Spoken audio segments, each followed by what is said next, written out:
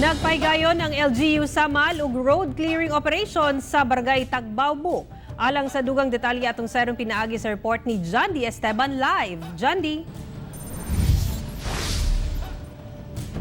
Yes, Sara, pero nagkatensyon kadiyot gumikan, mibabag ang usa ka negosyante kansang propiedad na igo sa road clearing operation. Gitabangan sa mga residente og dayong ning usa ka tindahan sa Barangay Tagbawbo sa Samal Island aron ibalhin og pwesto kay maigo kini sa road clearing operation sa LGU. Gibalhin sab nila ang purok ug uban pang struktura nga nakababag sa dalan. Mismong si Mayor Aldavid Uy ang nangunay sa maong operasyon. Pero nagkaproblema dihang mibabag ang usa ka negosyante kay maigo ang iyang propiedad. Go to court and file a case against me. I don't care. I'm just doing my job. Una, wala kang respeto sa akin. Nagbigay ako ng bypass sa iyo dyan. Wala. Anong bypass? Saan ang bypass? Andyan, nagbigay ako ng bypass Walang dyan. bypass. Ayan, bundok, bypass. Yan, gilid na yan, papasok doon. Hindi, Oh. sir. Ano nangyari? Wag. Ang inyong engineering Wag. team pumunta dito. Wala. Useless tayo makipag-usap. Ginagawa ko lang trabaho ko. Yung una, di rin man among gitatong na ma'am.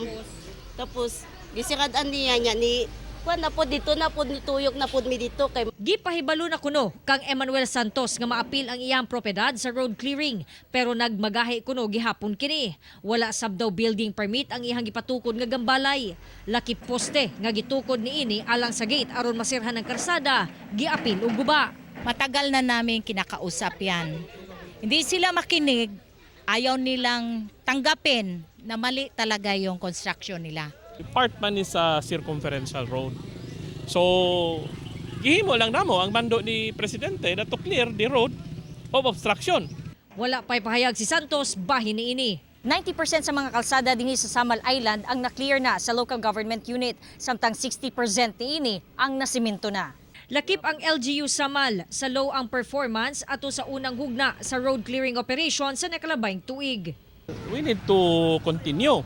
Kay napailan ra bang kaso to.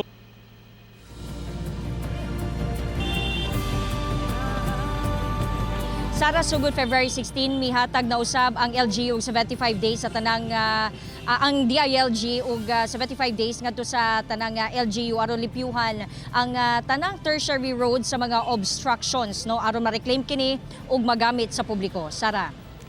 Okay, daghang salamat, John D. Esteban.